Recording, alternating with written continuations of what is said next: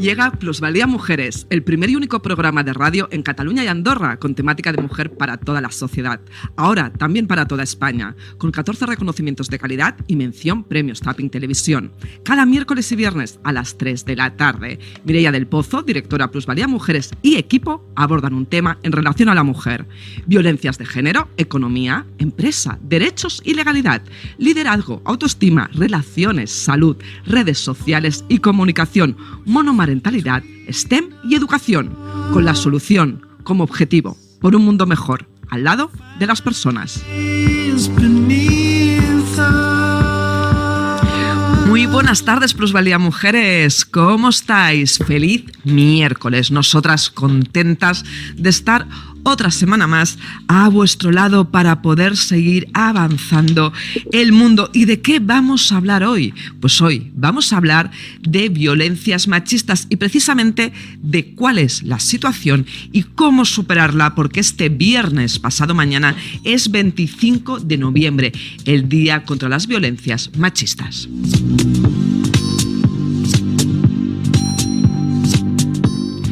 Pues hoy hablaremos de violencias machistas con Sira Vilardell. Sira Vilardell es la directora de la Fundación SURT, que significa SURT, salir de las violencias, de los diferentes tipos de las violencias de género, de las violencias machistas. En la mesa de hoy, en la tertulia, nos acompañan también Carmen Gil. Carmen Gil es abogada, justamente especializada en todo lo que son las violencias, es también abogada de oficio y socia fundadora de Open Up Barcelona. Y nos acompaña Noelia Rodríguez. Noelia Rodríguez es influencer, instagramer positiva, representante de las personas con discapacidad y vicepresidenta del Centro de Estudios de las Mujeres de Europa. Después pasaremos al espacio dinero, este espacio que tantos ayuda y que tantos consejos nos da para llegar a final de mes, con Silvia Bueso. Tendremos la agenda, en la agenda contaremos con Eva Díez, cofundadora del STEM Woman Congress, y luego pasaremos al tintero para todo aquello que haya quedado sobre la mesa. ¡Empezamos!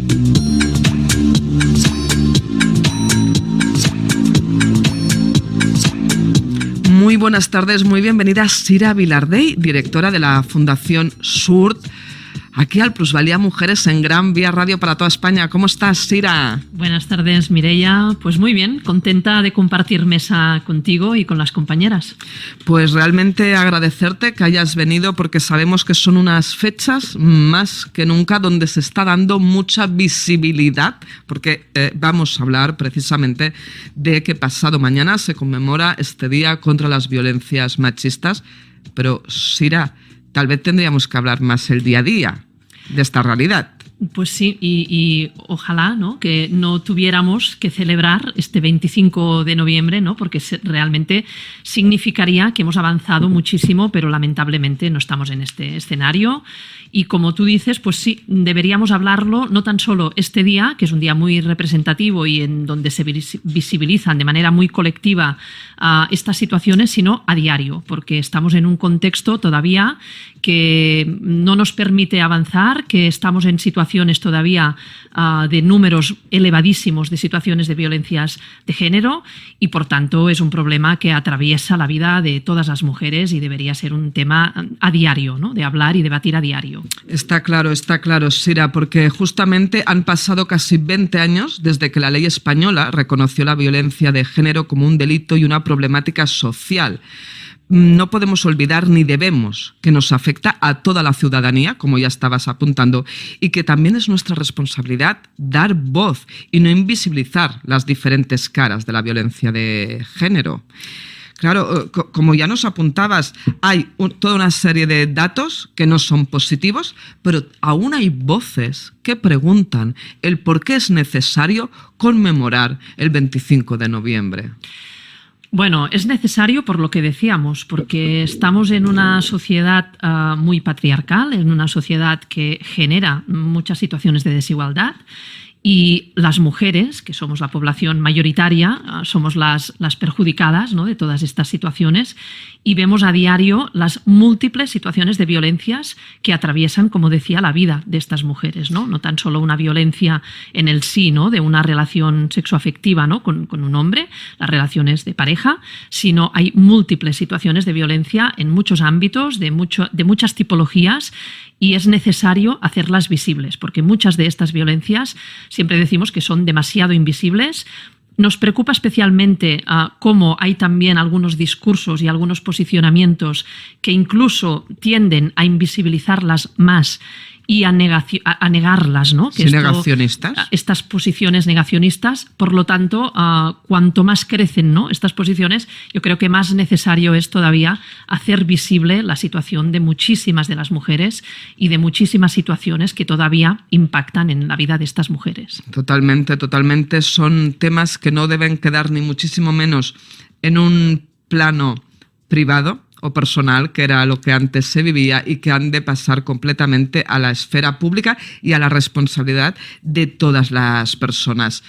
Sira, a lo largo de estos últimos años, los términos han cambiado. Antes hablábamos de violencia de género o violencia machista, y hoy en día hablamos de violencia, si tú ya nos apuntabas estas múltiples. ¿Por qué? ¿Por qué este cambio? ¿Qué significa violencias en vez de violencia? ¿Cómo va esto? Bueno, es en línea de lo que estaba diciendo, porque deberíamos salir de la idea de que las violencias únicamente se dan en el ámbito privado, en el ámbito de pareja, que es la que tenemos como más conocida, la que hemos normalizado más también, sino que hay muchísimos ámbitos donde se dan este tipo de violencias, ¿no? Tenemos cada vez más violencias de tipo sexual que se dan en el espacio público, en espacios de ocio, que afectan mayoritariamente a jóvenes. Sí. Y tenemos otros muchísimos tipos de violencias a las que también tenemos que ponerle nombre, porque si no se invisibilizan, ¿no? Yo creo que pasar de violencia de género, ¿no?, que es como está recogido en el Código Penal, ¿no?, como violencia que se da en el sí de una pareja, ¿no?, un hombre sí, hacia una mujer que mantienen esta relación sexoafectiva, para ampliar un poco más la mirada y entender que cualquier tipo de agresión o de maltrato de un hombre a una mujer, sea en el ámbito que sea y del tipo que sea, es también violencia de género. Con lo cual es mucho más oportuno hablar de violencias porque, como digo, son muchas y se dan en muchos ámbitos, no tan solo en el privado y en el sí de una pareja. Claro, eso ha de quedar realmente muy claro.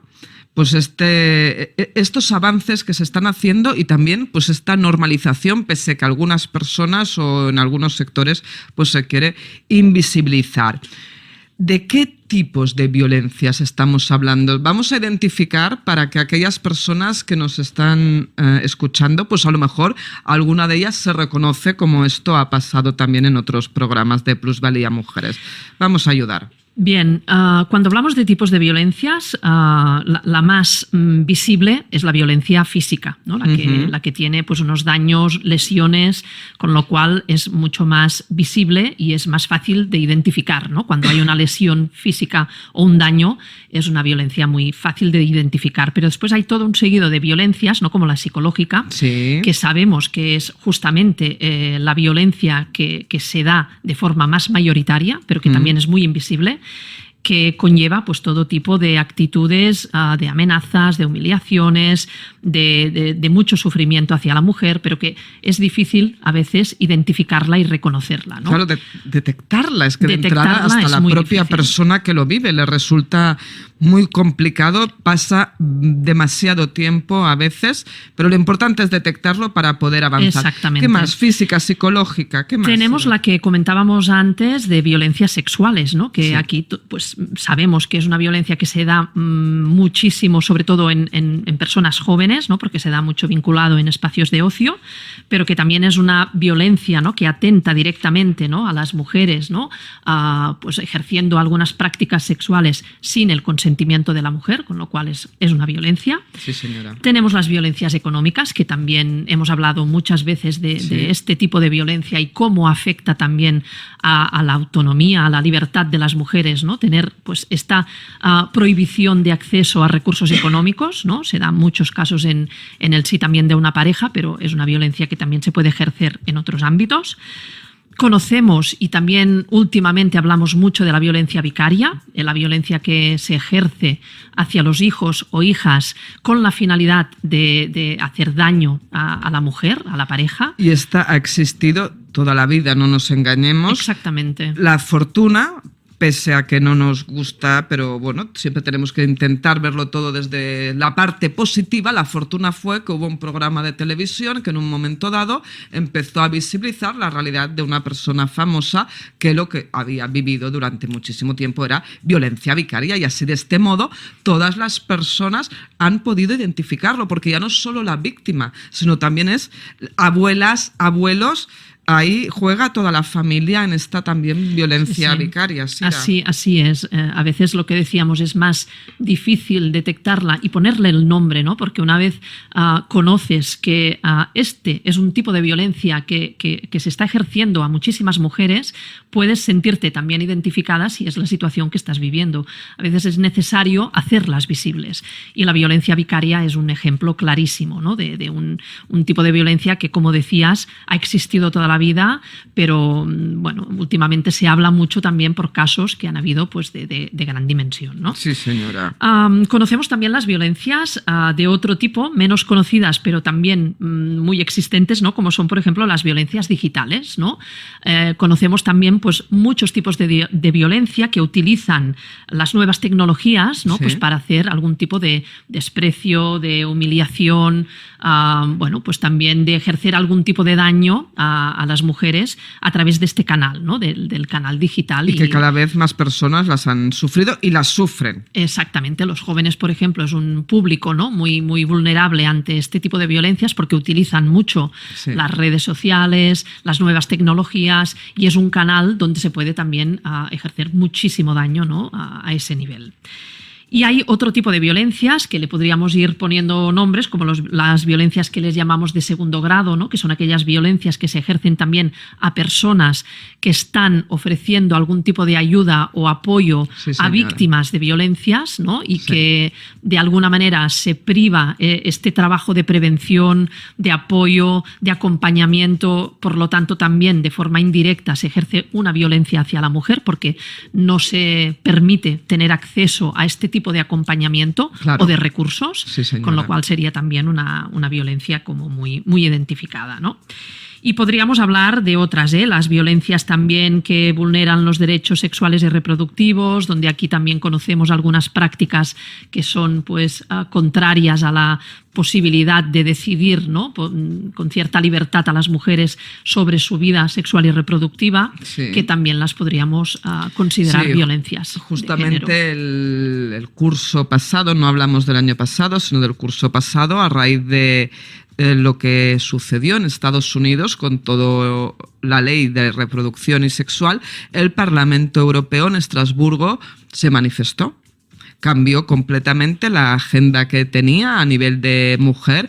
Fue lo primero que se dijo, que aquí en Europa pues se debía respetar ante todo estas leyes sexuales y reproductivas, y más teniendo en cuenta que veníamos de un COVID donde estamos en una Europa de dos velocidades, donde se habían producido a lo largo del COVID muchísima violencia obstetricia y, claro, muchas mujeres murieron desangradas, y debemos decirlo así de claro, en puntos de Europa sobre todo en los países del este. Entonces, son temas que nos gusten o no nos gusten, son realidades y las debemos saber y tener encima de la mesa de una forma pues bien expuesta. Sira, ¿hay grupos de mayor riesgo para ser una persona que sufra estas violencias de género, para que esas personas que nos escuchan digan, no, pues me puedo identificar o no, puedo tener más números, no, o mi hija o mi hermana? Nosotras lo que decimos es que no hay perfiles o grupos que tienen mayor riesgo. Lo que sí que hay son factores y situaciones que provocan mayor vulnerabilidad ante las violencias de género. Sí. Eso quiere decir que pues, aquellas mujeres, yo pongo en muchos casos el ejemplo de mujeres que han hecho un proceso migratorio, por ejemplo, ¿no? Que ya vienen de un recorrido de múltiples violencias en el proceso de este recorrido, ¿no? migratorio, seguramente tienen situaciones o factores de mayor vulnerabilidad ante poder sufrir este tipo de violencias, ¿no? O hablábamos de los tipos de violencias, pero sí. También de los ámbitos de donde se dan.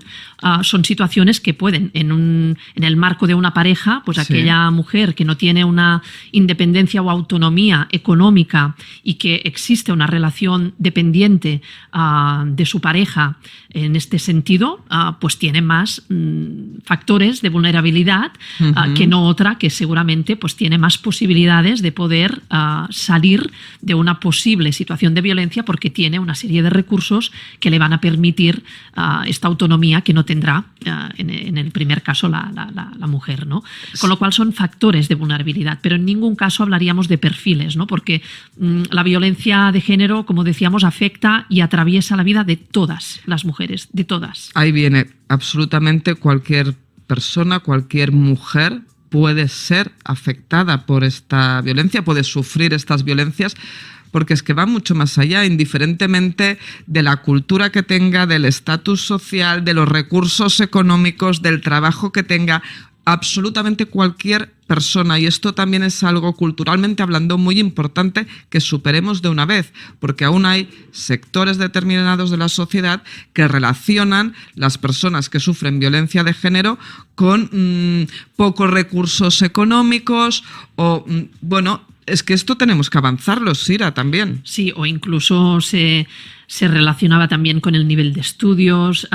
Las personas que estamos trabajando a diario acompañando a mujeres en situaciones de violencias de género, vemos infinidad de veces que no tiene nada que ver el nivel de estudios ni el origen, sino que realmente, como decíamos, afecta a cualquier tipo de mujer. Lo que sí que tiene mucho sentido es analizar la situación de cada mujer. Ahí viene. Y cuál es el recorrido personal y cuáles son los recursos que tiene para poder poner en juego, para ver cómo gestiona una posible situación de violencia de género. Absolutamente, esto que nos decías al principio, sobre todo estos sectores y estas situaciones. ¿Hay sectores precisamente donde se produce más, aparte del marco de pareja en sí, que es lo que rápidamente tenemos más identificado? Los ámbitos también, el de pareja es el más identificado y ciertamente es donde se dan mayor porcentajes de situaciones identificadas de violencias, pero hay muchísimos ámbitos y algunos incluso nos pasan muy desapercibidos, ¿no? Tenemos el ámbito familiar, donde se dan situaciones no tan solo entre relaciones de pareja, sino también en un ámbito más amplio de familia. En el ámbito comunitario también podemos tener pues, muchas situaciones de presión social y comunitaria que se traduzcan en situaciones de violencias. En el ámbito... claro, aquí hoy en la mesa, pues las personas que estamos sentadas, todas somos especialistas en el tema, pero estas personas que se están informando a través nuestro, ¿qué significa ámbito comunitario? Pues podemos tener incluso situaciones donde el propio colectivo sea un elemento de presión o un elemento que incida claramente en estas situaciones o normalizando estas situaciones de violencias o incluso culpando a la mujer, ¿no? Si se dan una serie de situaciones y esto seguramente impide que la mujer pueda visibilizar esta situación, ya ni mucho menos denunciarla, porque se acaban normalizando o si incluso se acaban culpabilizando y señalando a las mujeres, ¿no? Sí, y tenemos pues muchas situaciones de colectivos o de sitios en concreto donde se están dando estas prácticas y esto es un elemento que no favorece favorece para nada que la mujer pueda hacer un paso y salir de estas situaciones. O sea, imaginaros si tenemos trabajo para superar realmente todo esto y que el día del 25 de noviembre pues sigue siendo más necesario que nunca, nos guste o no. Sira Vilardell, que la directora de la Fundació SURT, síguenos contando, por favor, dónde más podemos identificar. Mira, hay un ámbito en concreto que me gustaría también ponerlo muy de relieve porque es un ámbito que nos pasa muy desapercibido, que es el ámbito institucional. Hay una violencia institucional que es muy conocida por muchísimas mujeres que la han vivido, pero que también normalizamos, ¿no? Damos por sentado que muchas de las dinámicas que nos encontramos, ¿no? Cuando nos relacionamos pues, con determinados recursos, con la propia administración, con el poder acceder a determinados derechos que no son derechos y que se nos impiden, ¿no? Por muchísimas dinámicas de trámites, de solicitudes, de actitudes. Acabar normalizando este tipo de prácticas nos trae un daño muy elevado y también tendríamos que hablar de este tipo de violencia, que es la violencia institucional, que se reconoce en algunas leyes. La ley catalana reconoce claramente este tipo de violencia y que tendría que ser reconocida en todos los ámbitos nacionales e internacionales porque realmente afecta a muchísimas mujeres. Totalmente, totalmente. Esta normalización, como estos trámites en la administración, pero vamos a hacer un ejercicio.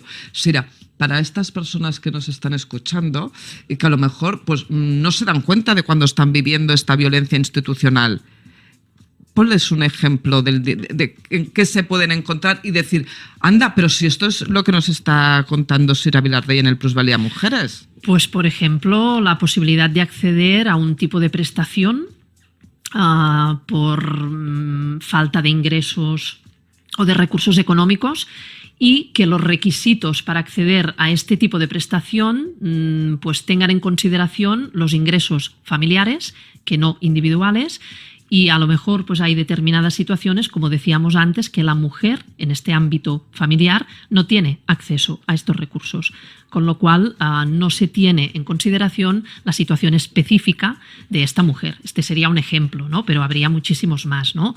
Temas de trato, de relación. Pero yo creo que este es un ejemplo como muy gráfico porque a veces se hace un tratamiento como muy homogéneo, ¿no? De cuando hablamos de unidades de convivencia, cuando hablamos de hogares, ¿no? Sí. Y no se tiene en consideración la situación específica de cada mujer, ¿no? Claro, esto supongo que recordarás en la época precisamente del COVID, pues la situación que vivieron las familias monomarentales. Es un ejemplo muy claro.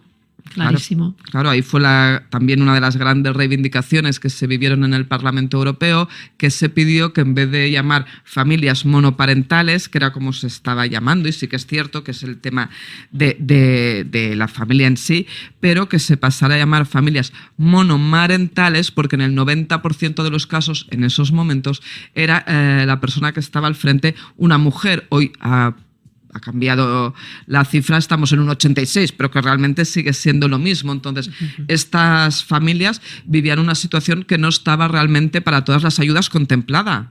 Claro, sí, o incluso en el propio transcurso de la pandemia que hemos vivido, estamos también cansadas de oír cómo se daban datos y cifras que se recogían de manera, como decía, con una visión muy homogénea, ¿no? Sin tener en cuenta que no era lo mismo la situación que estaba viviendo una mujer ante determinadas circunstancias que un hombre, ¿no? Yo creo que aquí nos queda mucho recorrido también para visibilizar estas situaciones específicas y que aquí pues hablamos de esta violencia institucional que debemos también ponerla encima de la mesa. Es un ámbito más. Es un ámbito más. ¿Dónde se producen más? ¿En qué entornos? Que ahora ya nos estabas diciendo, pero para que tengamos una idea. En el entorno laboral nos informaban desde el Parlamento Europeo que el 75% de las mujeres de la Unión Europea, el último año, 2021, han vivido violencias en el entorno laboral. 75% de mujeres Unión Europea. Esto es gravísimo. Y también nos informaban de que el 3% de las mujeres de toda la... no el 3%, una de cada 3 mujeres de la Unión Europea ha vivido este último año violencias físicas o sexuales. Sí, realmente las violencias sexuales, comentábamos antes, hay muchos estudios, encuestas desde diferentes ámbitos, más nacionales, internacionales, donde coinciden, ¿no? Los datos coinciden que son uno de los tipos de violencias que afecta a más mujeres muy jóvenes, repito, de cada vez edades menores. Es que ahí viene, Sira, ¿cómo es posible cuando cada vez tenemos más información y las personas jóvenes están más preparadas, que se estén reproduciendo toda una serie de roles y que la violencia sexual y de todo tipo entre las personas adolescentes y jóvenes haya aumentado tanto? Esta pregunta yo creo que es la gran pregunta, porque nos la preguntamos a diario. ¿Cómo puede ser que tenemos un marco legal muy bueno? Tenemos un marco legal que recoge muchos de estos tipos de violencias, que incluye acciones, incluye planes. Tenemos un nivel de sensibilización, de prevención cada vez mayor.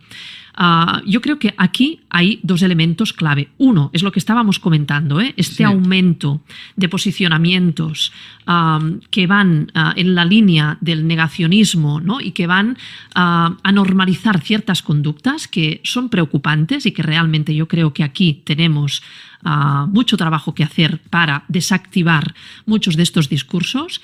Y después yo creo que tenemos, como decía, este marco legal que nos permitiría poder avanzar, pero no paramos la atención necesaria en ver cómo se está desplegando este marco legal. Eso quiere decir que tienen que estar dotadas estas leyes de recursos, y lo decimos continuamente, porque podemos tener leyes maravillosas, pero si no hay recursos para que se pueda garantizar el despliegue de estas leyes, de poco nos sirven.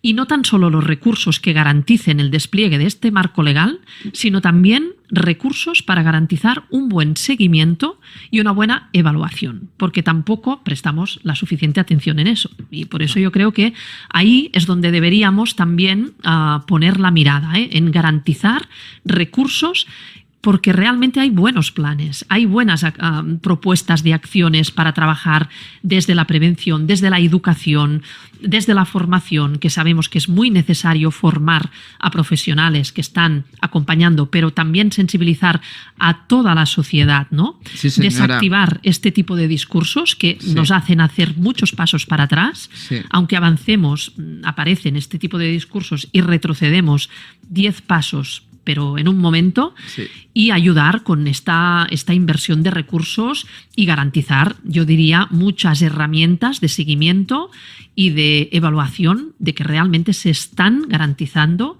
estas leyes que están previstas y que se están aplicando al 100%. Claro, si no, como tú bien dices, pues la ley de estar está, se ha avanzado pues francamente mucho.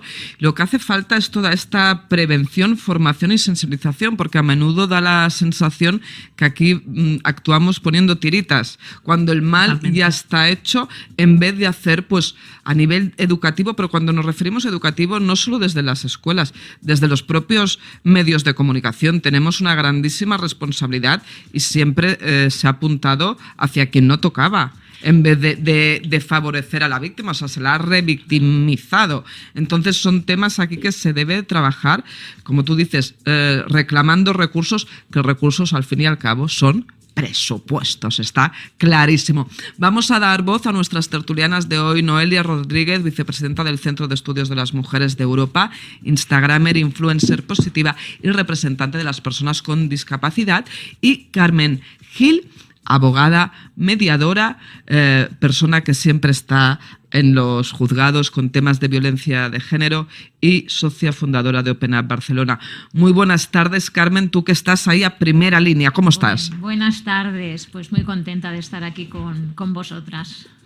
¿Qué nos cuentas de este tema después de oír pues esta entrevista a Sira Vilardell, que nos ha acercado la realidad que tú vives también el día a día de la misma manera que ella? Pues sí, pues en el otro lado, efectivamente. Exacto, cada una. En el lado del juzgado, pero la verdad es que entendía mucho lo que decía, porque precisamente, ¿no?, cuando estamos en el juzgado, por ejemplo, el primer problema que nos encontramos, a propósito de lo que decías, no, es que una lesión física nos es bastante fácil de acreditar, ¿no?, porque la víctima va con el parte médico, y entonces, pues bueno, ahí no tenemos demasiados problemas, que también, ¿no? Porque todo requiere prueba, pero sobre todo en el maltrato psicológico nos cuesta muchísimo y nos encontramos que en muchísimos juzgados, la mayoría de los casos, no se cree a las víctimas. Los interrogatorios que se les hacen en muchas ocasiones, pues en los juzgados, cuando las acompañamos, ya las preparamos, porque nosotros, yo por ejemplo, ¿no?, que ejerzo en Barcelona o en otros partidos judiciales, muchas veces ya las preparamos al interrogatorio, porque, claro, los interrogatorios son muy dolorosos para ellas, ¿no? Uh-huh. Y muchas veces se sienten fatal, porque no solo por las preguntas, sino, bueno, a veces por la falta de sensibilidad o un poco de empatía, ¿no?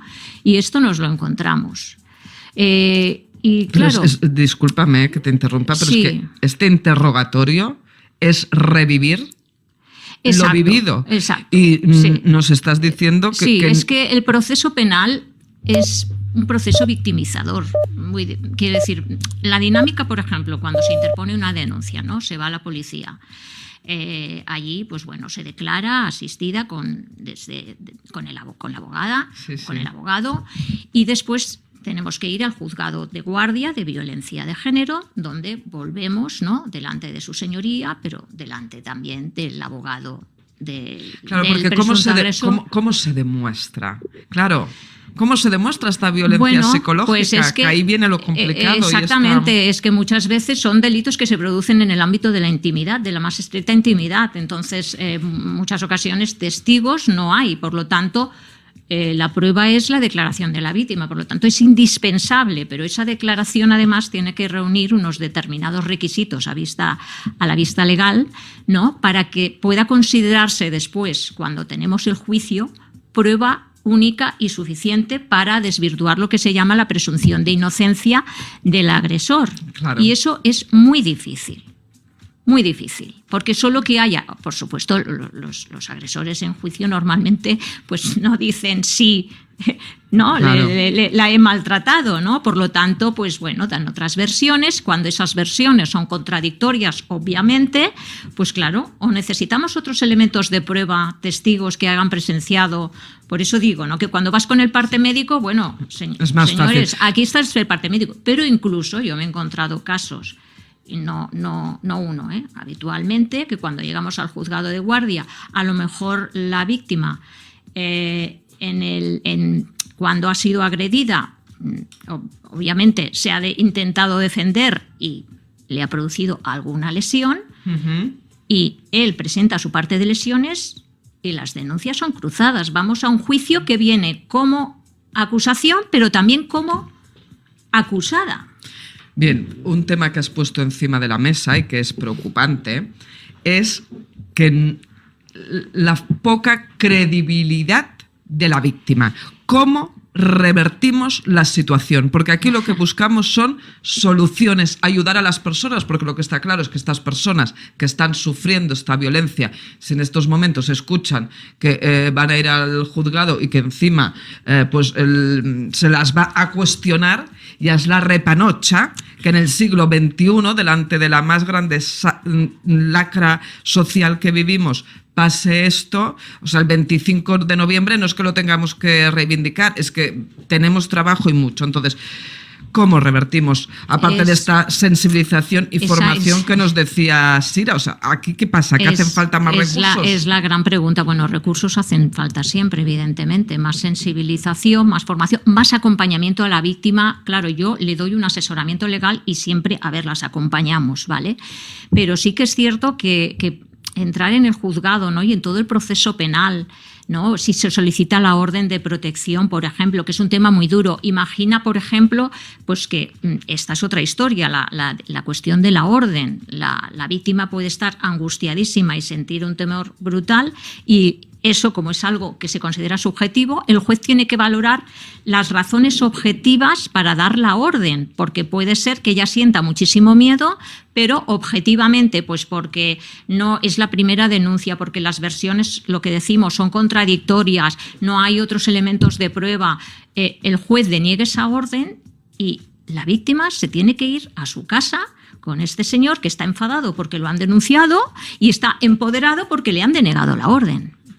Es francamente brutal, Sira Vilardell. Estos son ejemplos de violencia institucional que antes me preguntabas. Los has descrito muy bien, ¿no? El proceso judicial al que se enfrenta una víctima de violencia es claramente, en muchísimos casos, un ejemplo de violencia institucional, ¿no? El trato, el interrogatorio, el acusar, ¿no? o poner más el acento en la víctima que no en el agresor, ¿no? En la necesidad que se tenga que defender la víctima ante un posible agresor.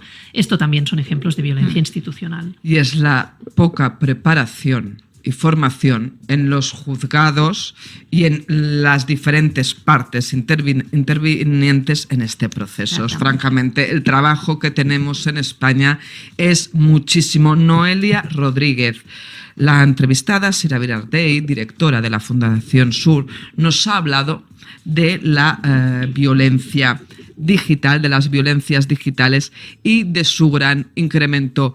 Como Instagramer, como influencer positiva, ¿puedes explicarnos, por favor, la situación? Bueno, estoy con el corazón un poco encogido, ¿no? Y a la vez con muchísima rabia porque hoy tengamos que estar hablando de esto y que el 25 tengamos que volver a celebrar ese malogrado día y bueno, que estas mujeres que están en primera línea pues lo vivan cada día. En mayo del 2022 el Instituto de la Mujer, el Ministerio de Igualdad, hizo un estudio en el que se daban unos datos absolutamente desgarradores, en el que se habla de que el 80% de las mujeres sufren o han sufrido un acoso en los medios digitales.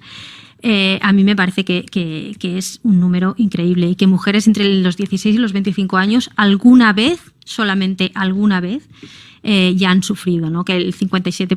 Estos son datos, pero creo que hay que darlos porque estamos hablando de que el 57% estamos hablando de insultos explícitamente y que a lo mejor el 53% es la divulgación de imágenes sin el consentimiento de la víctima, y a mí ya me parece que es un dato en el que ya se está hablando pura y duramente de una violencia que justamente en otros programas habíamos hablado de la nueva ley del 2022 de la libertad sexual en el ámbito laboral, y ya existe un apartado específico sobre la violencia en los medios digitales, justamente porque esto se está yendo de madre, ¿no? Y que esto tiene que estar controlado. Claro, es que estos datos que nos acabas de decir, son Noelia, desgarradores. Son desgarradores y nos dices que son del mes de mayo, del 22. Es del que 22, este año, hace 4 meses, Noelia. Sí, y la cosa va creciendo, ¿eh? Luego, además, el tema de la juventud, no sé qué es lo que está pasando.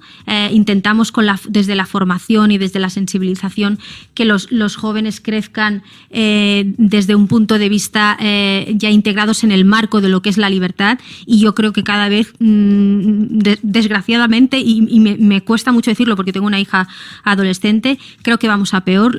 Los jóvenes no están creciendo desde una relación de pareja con una libertad sexual y como una libertad, dijéramos, desde el respeto, desde la confianza, sino todo lo contrario. Entonces, como solemos decir, ojo, cuidado con el tema de las violencias en los medios digitales. En los medios digitales, y también podríamos decir, y vamos a poner el dedo en la llaga a Noelia, ya que estáis todas aquí, que sois expertas, también en el trato, ¿no? Desde los propios medios de comunicación. Totalmente. ¿Qué debemos hacer? ¿Cómo lo tendríamos que hacer? Sira Vilardell primero, luego Carmen Gil. Yo creo que hemos hablado de diferentes vías. La de la formación, yo creo que todo el mundo debería ser obligado a tener formación en perspectiva de género, en igualdad de trato. Son cosas muy, muy tópicas que hablamos muchas veces, pero es que realmente es muy necesario.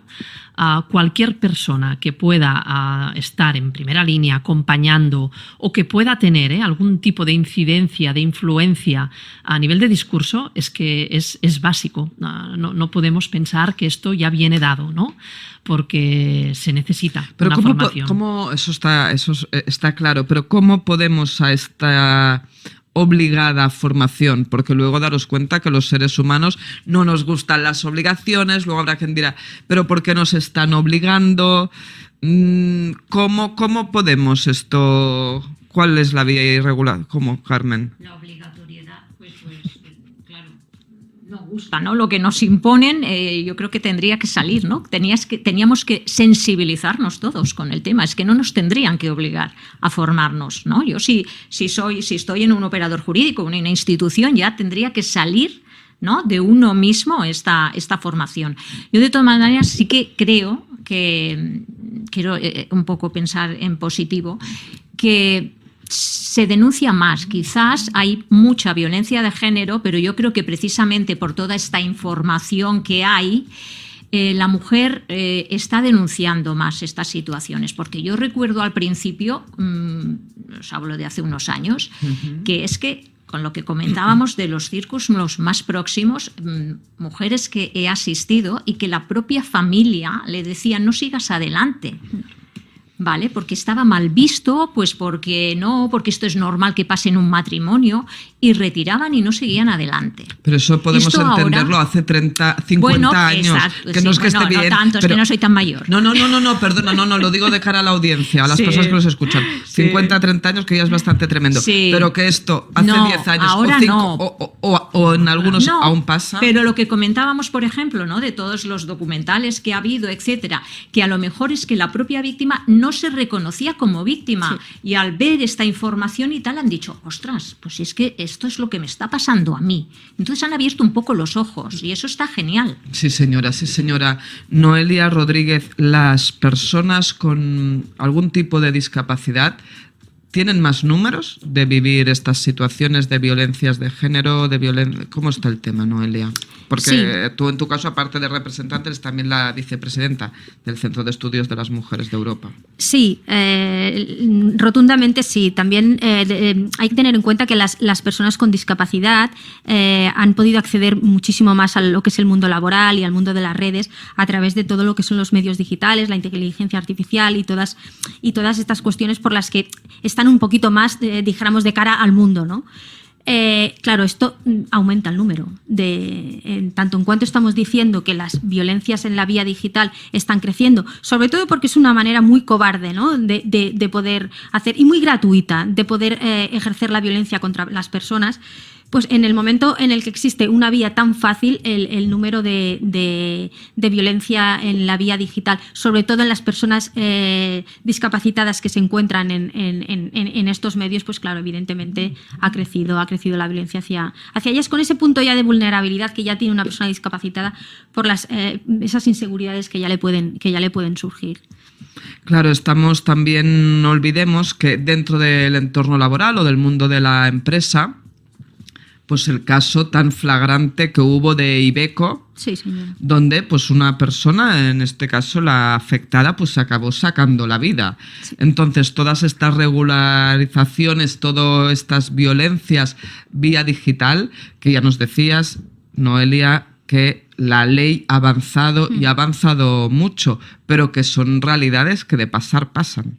Sí, parece mentira, ¿no?, que todavía puedan existir y que sobre todo vayamos avanzando siempre hacia un futuro digital, hacia facilitar las cosas, hacia un teletrabajo, todas estas cosas que a priori nos pueden facilitar la vida y claro, por el mal uso que se hace de ellas, por la poca formación, por la poca sensibilización que se hace y que se tiene, pues al final se acaban utilizando de muy mala manera y para hacer el mal, ¿no? Como... Exacto, para hacer el mal, y como que lo que queremos es hacer el bien y poder seguir avanzando. Luego seguiremos con esas cosas que nos han quedado todavía encima de la mesa. Ahora vamos a dar paso a la agenda.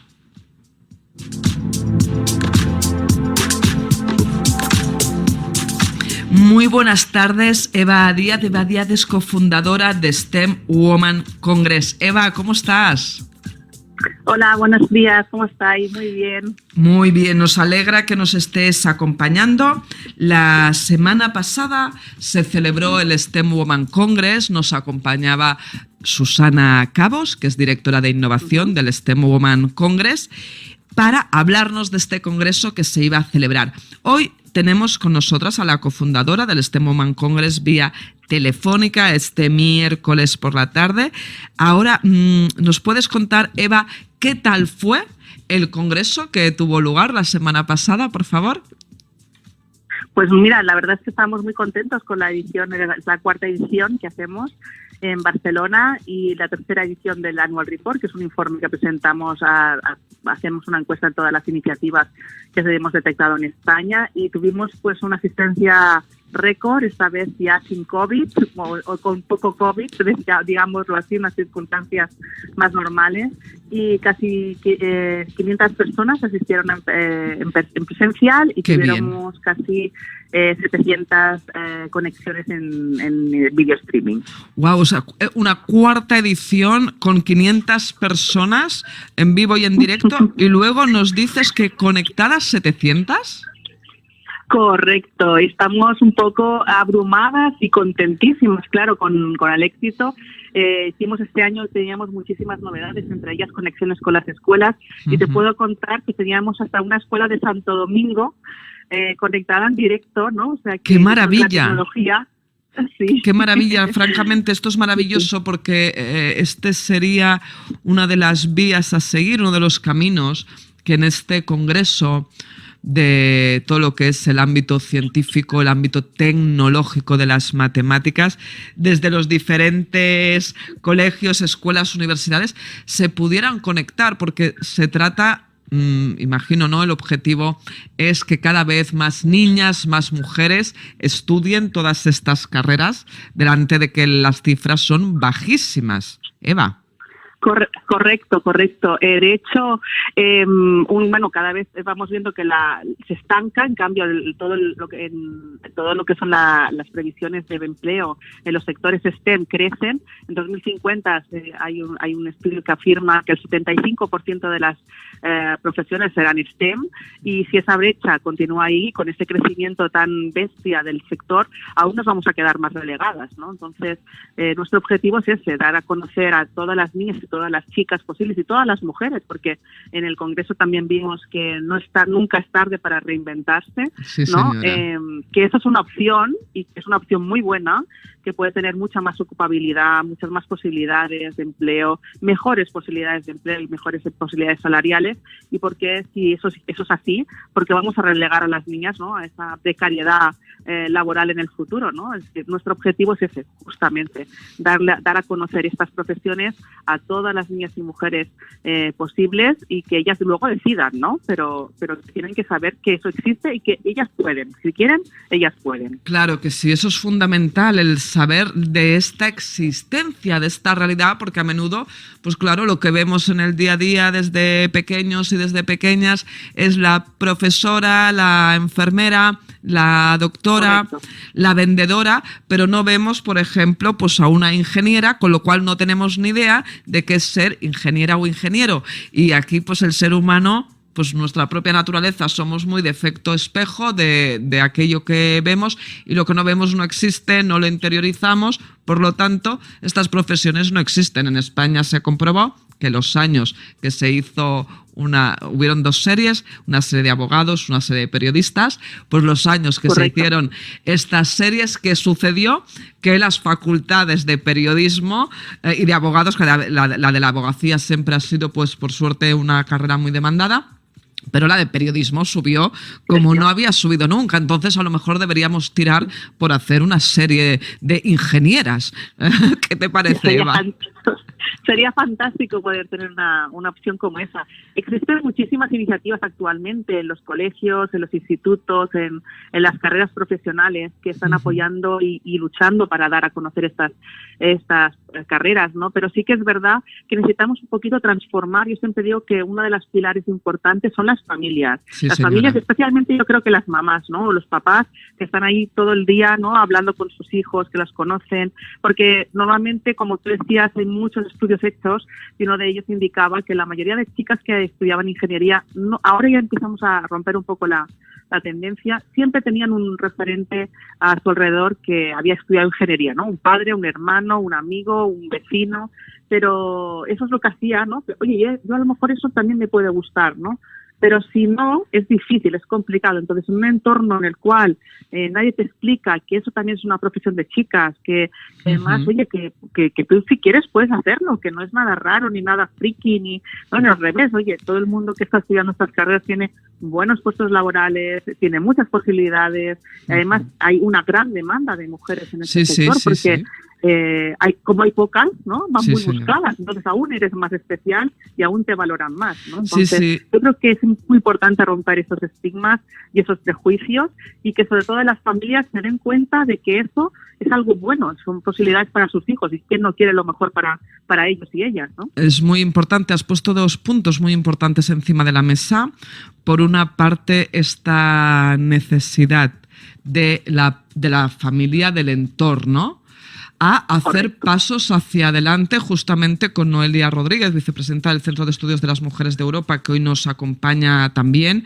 Pues es algo que desde el centro nos explicaba que se hace porque con la Universidad Pompeu Fabra, justamente, hay muchas carreras de especialización específica en todo el ámbito tecnológico, matemático, y nos explicaba un día que en reunión con diferentes estudiantes a puerta cerrada, las estudiantas, las chicas, decían que ellas habían podido llegar allí, pero que muchas de las compañeras que los últimos años de carrera, de los estudios, pues querían, de los bachilleratos, etcétera, ir hacia allí, fue la propia familia quien les planteaba: ¿quieres decir, esto no será demasiado difícil? Ahí no vas a tener que estudiar muchas horas, etcétera. Entonces también aquí está necesidad de superación de estos entornos culturalmente. Y luego nos comentabas que sí, que afortunadamente se están haciendo muchísimos avances, que hay muchos programas. Recuerdo el primer año, la primera edición, Eva, cuando empezasteis, que desde Plusvalua Donas, no Plusvalía Mujeres, que llevamos 7 temporadas, pues se os dio todo el apoyo, y precisamente en esos momentos en Cataluña ya se hacía un programa muy interesante con las escuelas, que era una ingeniera en cada escuela. Correcto. Hay muchísimas iniciativas como esas. De hecho, nosotros presentamos unas cuantas dentro del Congreso, y por eso conectamos con las escuelas, para mostrarles que si querían esas iniciativas, pues ser gratuitas, las podían traer a las escuelas. Entonces, lo que intentamos dar también desde el Congreso y desde nuestra plataforma es ese altavoz, ¿no? Ese ampliar ese impacto que esas iniciativas ya están haciendo, ya están trabajando, es ayudarles a llegar más lejos, ¿no? Entonces, ahí hacemos un llamamiento también a todas las mujeres y hombres, porque este año, por ejemplo, también teníamos muchos hombres implicados. Sin ellos no vamos a poder hacer este cambio, ¿no? Está clarísimo, Eva, está clarísimo que esto es un tema tanto de hombres como mujeres, que tenemos que hacer el llamamiento, y que deseamos que todas estas iniciativas tengan muchísima suerte. O sea que felicidades y adelante. Muchísimas gracias. Muchísimas gracias. A vosotras.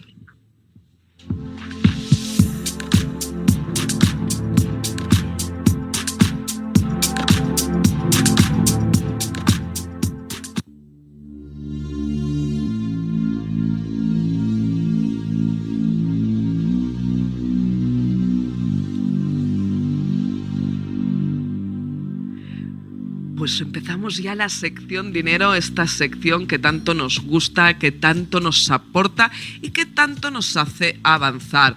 Muy buenas tardes, Silvia Bueso, ¿cómo estás? Todo bien, gracias. Recordemos que Silvia Bueso, ella es fundraising, pediróloga de raza y escritora también del arte de pedir, porque fue la creadora de este arte que lo aplicamos a todo, al dinero, a la economía, a la familia, a las relaciones. Bueno, esto es un sinfín y una maravilla. Silvia, ¿qué nos vas a enseñar hoy? Venga, hoy vamos a hablar de la técnica de investigar a esos clientes, a esos donantes y patrocinadores con los que realmente quieres asegurar que llegas a ese destino final, que te compren o que realmente quieran colaborar contigo. Pues venga, vamos a aprender a investigar a estos clientes o a estos patrocinadores. Vale, lo primero que tengo que decir es que cuando tú investigas a esos clientes potenciales o a esos donantes y patrocinadores, de alguna manera ya te estás importando por ellos. Ya no los estás convirtiendo en un objeto de usar y tirar. ¿Por qué lo digo esto? Porque los donantes y los clientes, ojo al dato, notan cuando les estás tirando los trastos así para pillar la pasta gansa o simplemente para pedirles a lo loco. O sea, es aquello de, ¡pam!, voy soltando peticiones a destajo y eso se nota muchísimo. ¿Qué pasa como consecuencia? Que esos donantes o esos clientes no van a quererte ver ni en pintura y te va a costar muchísimo que te cojan el teléfono o que te contesten al email. Claro. ¿Vale? Entonces, muy importante. Entonces, de ahí vamos. Vamos a evitar el aquí te pillo, aquí te mato, que es una sensación que pasa muchas veces. ¿Y cuáles son las técnicas para investigar e importarte por tus clientes y donantes? Algo tan sencillo como visitar su página web. Si es un cliente o un donante que es significativo para ti, ya sea para tu entidad o para tu negocio o para tu empresa, toma el tiempo de mirar la página web, qué necesidades tiene, qué prioridades, qué valores conectan también con los valores de mi empresa, de mi organización o entidad. Sobre todo también, ¿por qué no visitar los artículos y publicaciones que se han publicado en los medios de comunicación? Porque esas noticias me van a revelar mucha información sobre ese cliente o ese donante y me va a dar información para saber cómo aproximarme y ganarme la confianza de esa persona, sea quien sea. Las redes sociales. Obviamente la gente publica mucho sobre su vida, por lo tanto podéis ojear las redes sociales, mirar qué vida tienen, en qué circunstancias, qué acciones, qué compromisos. Luego ya verás si esa información la revelas delante de esa persona o no. Pero si está en una red social, que sepas que es una información pública. Claro, absolutamente, claro. Y para eso está, para que la aprovechemos, Silvia. Claro, todo eso es información que vas a poder aprovechar para poder acercarte a esa persona y, por lo tanto, motivar una compra o motivar que colaboren con tu entidad como donante o patrocinador. Obviamente también puedes averiguar qué tipo de eventos han sido organizados por ese potencial cliente o bien en cuáles ese cliente o ese donante ha sido ponente, porque escuchando a esa persona te va a dar mucha información sobre cómo me aproximo a ese cliente, a ese donante, para que no note que ahí voy con el aquí te pillo, aquí te mato. Claro, más personalización. Que a veces acabamos recibiendo un bombardeo de temas que ni nos importan ni nos interesan. Y muchas veces las empresas dicen, oiga, pero ¿usted por qué me está ofreciendo esto si yo no lo quiero? Pues primero, antes de ofrecer lo que nos está diciendo Silvia Bueso, ¿verdad? Vamos a investigar, vamos a informarnos bien de qué es lo que necesita, claro. Exacto. Y esto que lo hemos hablado varias veces, Mireia, es lo que yo llamo cocinar la relación a fuego lento. El conocido chup, chup, chup.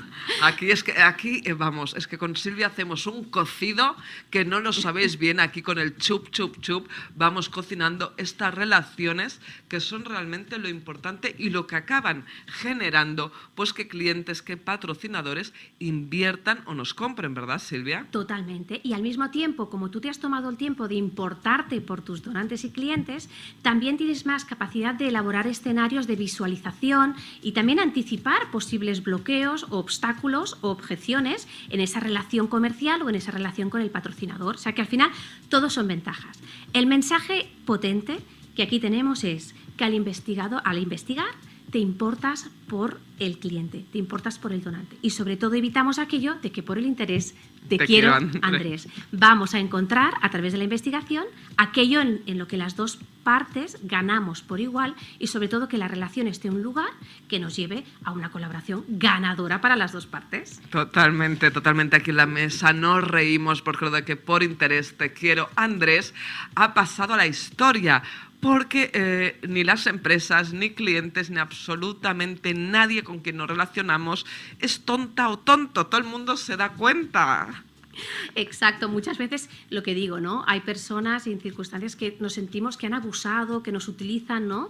O lo que te digo, de usar y tirar y nos sentimos como un objeto. Entonces, lo importante aquí es trabajar la relación con el otro y que vea que nos importamos por él o ella como persona. Y si es un cliente o es un donante y nota que nos importamos por la persona que es, luego va a ser mucho más fácil encontrar la manera de colaborar y trascender juntos. Pues venga, ya lo tenemos todo. Vamos a ponernos a investigar, vamos a ponernos a informar sobre estas necesidades, sobre estos valores y luego, Plusvalía Mujeres, vamos a hacer el chup, chup, chup.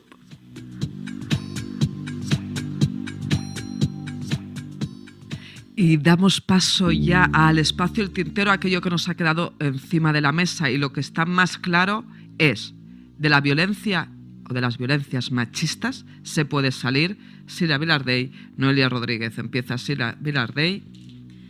Yo diría absolutamente sí, se puede salir. Hay muchas vías, muchos recursos, hay agentes, hay instituciones, hay organizaciones, hay muchos canales de pedir apoyo en todo este proceso, porque es un proceso, no negaremos que duro, pero evidentemente se puede salir y a la vista está que hay muchas personas que lo han conseguido. En nuestra fundación tenemos una red de mujeres mentoras, Sí, señora. que son mujeres que han salido de estos procesos de violencia y están justamente acompañando a otras mujeres que todavía pues están pasando por toda esta situación y lo están haciendo con muchísimo éxito, con lo cual animamos y acompañamos a todas aquellas que realmente quieran hacerlo, porque sí, se puede hacer. Qué bueno, qué maravilla. Aquí tenemos clarísimos ejemplos de que sí se puede salir de las violencias machistas. Hay teléfonos anónimos, teléfonos gratuitos, llamar, informaros. Noelia Rodríguez.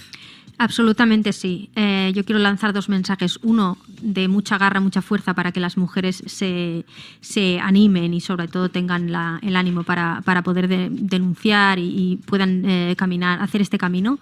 Y un segundo mensaje a las administraciones, porque es deber de ellas de cuidarnos y de acompañarnos y de dotarnos a las asociaciones y a las instituciones para que puedan ejercer este deber de velar y de realizar el proceso necesario para que las mujeres puedan salir de este infierno que están viviendo. Pues adelante, 25 de noviembre, más necesario que nunca. Lo reivindicamos desde Plusvalía Mujeres. Saludos de quien nos ha hablado, Mireia del Pozo.